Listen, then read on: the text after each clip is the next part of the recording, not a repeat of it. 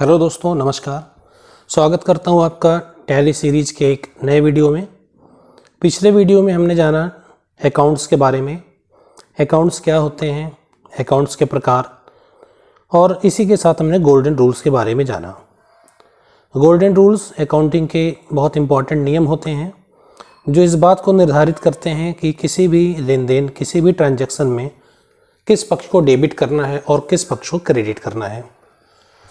तो इसी सीरीज को आगे बढ़ाते हुए आज हम आपके लिए लेकर के आए हैं तीसरा वीडियो, जहां पर हम बात करने वाले हैं टैली में विभिन्न प्रकार के वाउचर्स की। तो आइए देखते हैं सबसे पहले हम वाउचर्स के बारे में। वाउचर्स क्या होते हैं, कितने प्रकार के होते हैं और उनका कहां कहां प्रयोग किया जाता है। तो वाउचर्स को हम इस प्रकार से समझ सकते हैं कि किसी भी व्यवसाय में नियमित रूप से जो लेन देन किए जाते हैं, जैसे कि माल खरीदना, जिसको कि आप परचेज ट्रांजैक्शन कह सकते हैं, बेचना, सेल्स ट्रांजैक्शन, भुगतान, पेमेंट, या फिर पैसे प्राप्त करना, रिसीव, बैंक संबंधित लेन देन या अन्य प्रकार के जो लेन देन होते हैं, ये नियमित रूप से बिजनेस में किए जाते हैं। तो इन ट्रांजैक्शन को, इन लेन देन को रिकॉर्ड करने के लिए, इनको नोट करने के लिए टैली में कई प्रकार के वाउचर्स जो हैं वो बने होते हैं। तो यहाँ से हमको ये बात समझ में आ रही है कि वाउचर्स का जो प्रयोग है ये क्यों किया जाता है। टैली में किए जाने वाले ट्रांजैक्शंस को, रिकॉर्ड्स को नोट करने के लिए, दर्ज करने के लिए। तो हम वाउचर को अगर डिफाइन करना चाहें तो हम इस प्रकार से कह सकते हैं कि वाउचर क्या है, एक प्रकार का document. Voucher is a type of document जहां किसी लेन देन को, किसी ट्रांजैक्शन को हम रिकॉर्ड करते हैं। या इस प्रकार से हम कह सकते हैं कि वाउचर जो है ये किसी भी लेन देन के, किसी भी ट्रांजैक्शन के रिटन स्टेटमेंट होते हैं, लिखित विवरण होते हैं। आइए हम देखते हैं टैली में कौन कौन से वाउचर्स होते हैं। अगर हम टाइप्स ऑफ वाउचर की बात करें तो मुख्य वाउचर जो टैली में पाए जाते हैं उसमें हमारा पहला जो वाउचर है दैट इज परचेज वाउचर, जिसके लिए शॉर्टकट जो असाइन किया गया है टैली के अंदर वो है F9। दूसरा जो हमारा वाउचर है वो है सेल्स वाउचर। सेल्स वाउचर का जो शॉर्टकट दिया गया है वो है F8। तीसरा हमारा होता है पेमेंट वाउचर, F5 शॉर्टकट है। Receipt voucher F6, contra voucher F4, journal voucher F7, debit note voucher Alt+F5, credit note voucher Alt+F6। आइए इनके बारे में थोड़ा विस्तार से समझने का प्रयास करते हैं कि ये वाउचर क्या है और इनका प्रयोग किस प्रकार के ट्रांजैक्शन या किस प्रकार के लेन देन को दर्ज करने के लिए किया जाता है। सबसे पहले हम बात करेंगे परचेज वाउचर की। परचेज वाउचर जिसका शॉर्टकट F9 दे रखा है, हम कब प्रयोग करेंगे?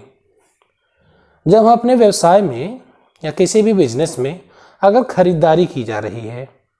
अब वो खरीदारी चाहे तो कैश यानी कि नगद में हो रही हो या फिर हम उधार में किसी माल की खरीद कर रहे हो, तो कैश या फिर क्रेडिट पर की जाने वाली खरीदारी को हम कहाँ पर दिखाएंगे? परचेज वाउचर में दिखाएंगे। तो किसी भी व्यवसाय में जब हम कैश या क्रेडिट पर माल की खरीद करते हैं तो ऐसे ट्रांजैक्शन को दिखाने के लिए परचेज वाउचर का प्रयोग किया जाता है। यहाँ पर ध्यान देने योग्य बात यह है कि अगर हम अपने बिजनेस के लिए किसी फिक्स एसेट्स को खरीद रहे हैं, पिछले वीडियो में हमने एसेट्स के बारे में बात किया था कि एसेट्स क्या होते हैं। तो एसेट्स मूल रूप से हमारे व्यवसाय की संपत्तियाँ होती हैं जो हमारे बिजनेस को बढ़ाने में, बिजनेस को ग्रो करने में सहायता करती हैं। जैसे हमने अपने बिजनेस के लिए कार खरीदी, तो कार क्या है, वो गुड्स नहीं है, उसको हमने बेचने के लिए नहीं लिया, हम उसको अपने व्यवसाय की संपत्ति के रूप में खरीद रहे हैं। तो अगर हम एसेट्स को खरीद रहे हैं तो उसका एंट्री परचेज वाउचर में हम नहीं दिखाएंगे।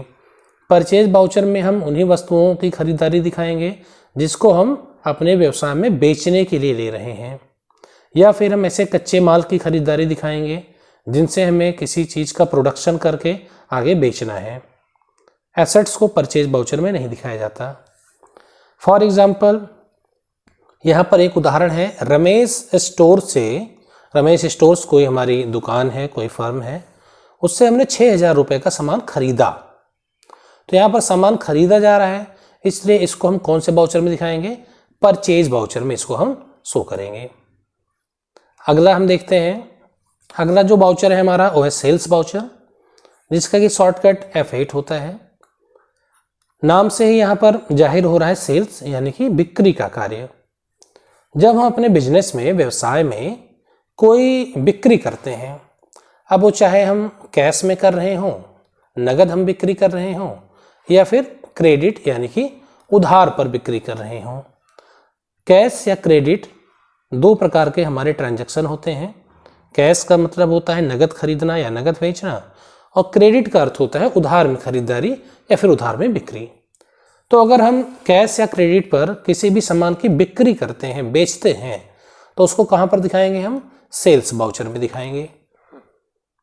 यदि व्यवसाय की किसी संपत्ति को बेचा जा रहा है, हम किसी एसेट को बेच रहे हैं, तो उसको हम सेल्स वाउचर में नहीं दिखा सकते। एग्जाम्पल, अनंत हार्डवेयर को 2,000 का सामान बेचा गया। यहाँ पर एक पार्टी है अनंत हार्डवेयर, जिसको कि हमने 2,000 रुपये का सामान बेचा है। तो यहाँ पर बेचने का कार्य हो रहा है, इसलिए इसको हम सेल्स वाउचर में एंट्री करेंगे। अगला वाउचर हमारा है पेमेंट वाउचर, जिसके लिए शॉर्टकट दे रखा है F5।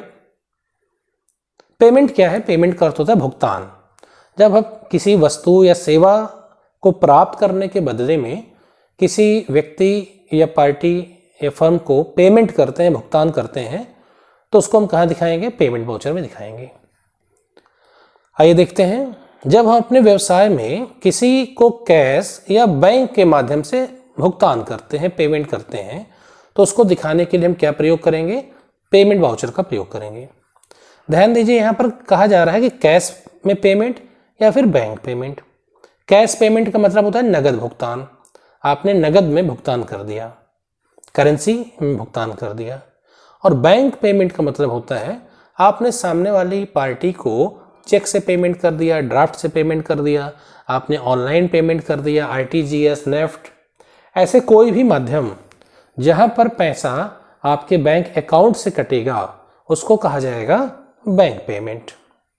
तो अगर आप कैश या बैंक के माध्यम से किसी को पेमेंट कर रहे हैं तो उसको आप पेमेंट वाउचर में दिखा सकते हैं।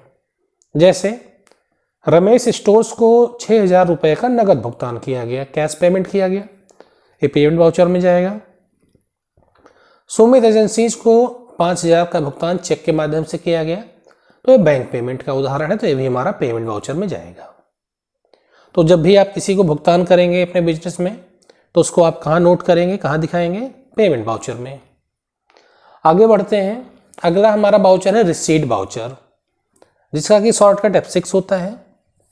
जब आप अपने व्यवसाय में पैसे प्राप्त करते हैं, अब वो चाहे तो आप कैश के माध्यम से प्राप्त कर रहे हो, नगद में आपको पैसा मिल रहा हो, या फिर कंपनी के बैंक अकाउंट में पैसा आ रहा हो, तो इसे हम कहाँ दिखाएंगे? रिसीट वाउचर में दिखाएंगे। तो कैश या बैंक के माध्यम से जब हमें किसी पार्टी से पैसा प्राप्त होता है, तो उसको हम रिकॉर्ड करने के लिए रिसीट वाउचर का प्रयोग करते हैं। जैसे मदन लाल ट्रेडर से 2,000 का चेक प्राप्त हुआ, यहाँ पर हमें चेक प्राप्त हो रहा है, इसको हम अपने बैंक अकाउंट में एंट्री दिखाएंगे। और दूसरा हमारा क्या है कि अरुण स्टोर से हमें 3,000 रुपये नकद प्राप्त हुआ, यहाँ पर कैश में प्राप्त हो रहा है, इसको हम रिसीट वाउचर में दिखाएंगे। तो जब भी हमारे व्यवसाय में, हमारे बिजनेस में बाहर से पैसा आता है, तो उसको दिखाने के लिए हम रिसीट वाउचर का प्रयोग करेंगे। अगला वाउचर हमारा है कंट्रा वाउचर। कंट्रा वाउचर का प्रयोग किया जाता है बैंकिंग ट्रांजैक्शंस के लिए। जैसे हमारी कंपनी का एक बैंक अकाउंट है, हमने उस बैंक अकाउंट से कुछ पैसे निकाले, या फिर हमने अपनी कंपनी के बैंक अकाउंट में पैसा जमा किया, या कंपनी के एक बैंक अकाउंट से दूसरे बैंक अकाउंट में पैसा ट्रांसफर किया, तो इस प्रकार के लेन देन को हम कंट्रा वाउचर में दिखाते हैं। बैंक में पैसे जमा करना, बैंक से पैसे निकालना, और एक बैंक अकाउंट से दूसरे बैंक अकाउंट में पैसे ट्रांसफर करना, ये 3 तरीके के कार्य जो हैं कंट्रा वाउचर में होते हैं। ध्यान हमें यहाँ पर ये देना है कि हम किसी दूसरी पार्टी को किए जाने वाले पेमेंट को यहाँ पर नहीं दिखाएंगे। कंट्रा वाउचर में हम अपने ही अकाउंट से में किए जाने वाले ट्रांजैक्शन को दिखाते हैं। अपने अकाउंट में पैसे जमा करना, अपने ही अकाउंट में निकालना और अपने एक अकाउंट से दूसरे अकाउंट में ट्रांसफ़र करना। यूँ समझ लीजिए कि आपने एक जेब से पैसे निकाल के अपनी दूसरे जेब में डाले। बाहर की पार्टी को यहाँ पर हम नहीं दिखाते। For example SBI account, state bank of India account में 10,000 रुपये जमा किए गए। हमारी कंपनी का एक अकाउंट है SBI में, हमने उसमें पैसे जमा किए, फिर हमने ज़रूरत पड़ने पर SBI से 2,000 रुपये निकाल लिए और फिर हमने SBI से 1,000 रुपये अपनी ही कंपनी के एक अन्य अकाउंट जो कि ICICI में है उसमें ट्रांसफ़र किए।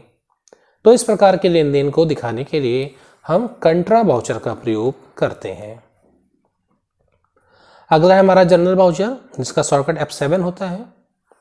जनरल वाउचर में क्या है, जैसे कोई ऐसा ट्रांजैक्शन है जो पहले बताए गए किसी भी वाउचर में नहीं हो रहा है, यानी कि ना तो परचेज, सेल्स, पेमेंट, रिसीव्ड या कंट्रा किसी भी वाउचर में एंट्री नहीं हो पा रही है, तो उसको हम किस में दिखाते हैं, जनरल वाउचर में दिखाते हैं। लेकिन यहाँ पर शर्त क्या है, कंडीशन ये है कि नॉन कैश होना चाहिए, वहाँ पर कैश का लेन देन ना हो रहा हो, तभी उसको हम यहाँ पर दिखा सकते हैं। जैसे कुछ डेप्रिसिएशन एंट्रीज होती हैं। डेप्रिसिएशन यानी कि मूल्यह्रास। आप जब अपनी कंपनी के लिए किसी फिक्स एसेट को, किसी कार को, लैपटॉप को, फर्नीचर्स को खरीदते हैं तो टाइम टू टाइम उसके मूल्य में कमी आती रहती है। आज आपने एक कंप्यूटर 30,000 का खरीदा, 2 साल बाद उसकी कीमत घट के हो सकता है 25,000 हो जाए, तो 5,000 रुपये का जो डिफरेंस 2 साल में आया उसको कहते हैं डिप्रिसिएशन। या फिर तमाम तरीके के एडजस्टमेंट एंट्रीज होती हैं, इन चीज़ों को हम आगे विस्तार से पढ़ने वाले हैं। तो ऐसे लेन देन को हम दिखाते हैं जनरल वाउचर में, जो किसी अन्य वाउचर में ना हो रहे हो और नॉन कैश हो, वहाँ पर कैश का लेन देन ना हो रहा हो, तो जनरल वाउचर में जाएगा। अगला वाउचर हमारा है debit note voucher. Debit note voucher क्या होता है, जब खरीदा गया सामान हम सप्लायर को वापस करते हैं तो उसे डेबिट नोट वाउचर में दिखाया जाता है। सपोज करिए कि आपने रजत स्टोर से क्या किया, 5,000 रुपये का सामान खरीदा, परचेज में इसकी एंट्री हम करेंगे। फिर आपको सामान देखने पर पता चला उसमें कुछ सामान जो है वो ख़राब है या एक्सपायर है या डैमेज है। आपने क्या किया, 2,000 रुपये का सामान सप्लायर को, यानी जिससे आपने सामान खरीदा था, उसको आपने वापस कर दिया। तो जो 2,000 रुपये का सामान आपने वापस किया है, इसकी एंट्री आप कहाँ दिखाएंगे, डेबिट नोट वाउचर में दिखाएंगे। तो जब आप खरीदे गए सामान को अपने सप्लायर को, विक्रेता को वापस करते हैं तो उसको आप किस में दिखाएंगे, डेबिट नोट वाउचर में दिखाएंगे। अगला होता है हमारा क्रेडिट नोट वाउचर, जिसका शॉर्टकट होता है Alt+F6। ये हमारा डेबिट नोट वाउचर का जस्ट अपोजिट होता है। वहाँ खरीदे गए सामान को जब हम वापस करते थे तब उसकी एंट्री डेबिट नोट में करते थे। क्रेडिट नोट में क्या करेंगे, जब बेचा गया सामान, हमने अपने यहाँ से कोई सामान बेचा कस्टमर को और कस्टमर उस सामान को वापस करने आया, तो उसके लिए हम कहाँ जाएंगे, क्रेडिट नोट वाउचर में जाकर उसकी एंट्री को हम दिखाएंगे। जब बेचा गया सामान वापस होता है कस्टमर के द्वारा तो उसको क्रेडिट नोट वाउचर में दिखाया जाता है। जैसे राजीव ट्रेडर्स को हमने 3,000 रुपये का सामान बेचा था, बाद में राजीव ट्रेडर्स ने हमको 2,500 का सामान वापस किया, किसी भी कारणों से उसने वापस कर दिया। तो जो 2,500 रुपये के सामान वो हमारे बिजनेस में वापस आए हैं, इसको कौन से वाउचर में हम ले जाके दिखाएंगे, रिकॉर्ड करेंगे, क्रेडिट नोट वाउचर में दिखाएंगे। तो टैली सीरीज का आज हमारा तीसरा वीडियो था, जहां पर हमने विभिन्न प्रकार के वाउचर्स की बात की। कल हम एक नए वीडियो के साथ आने वाले हैं, जहां पर हम टैली के प्रैक्टिकल वीडियो स्टार्ट करेंगे। टैली को और अच्छे से समझने के लिए आप हमारे पहले के 2 वीडियोस को देख सकते हैं, जहां पर हमने टैली के बेसिक्स की बात की है। तो टैली के बेसिक्स पे आधारित हमारे 3 वीडियो अपलोड हो चुके हैं, आप हमारे चैनल पर जाकर के उसको देखिए। अगर आपको हमारे वीडियोस पसंद आते हैं तो आप हमारे चैनल को सब्सक्राइब करें, वीडियोस को और अपने मित्रों के साथ में शेयर करें। कल फिर आपसे मुलाकात होगी, तब तक के लिए धन्यवाद, नमस्कार।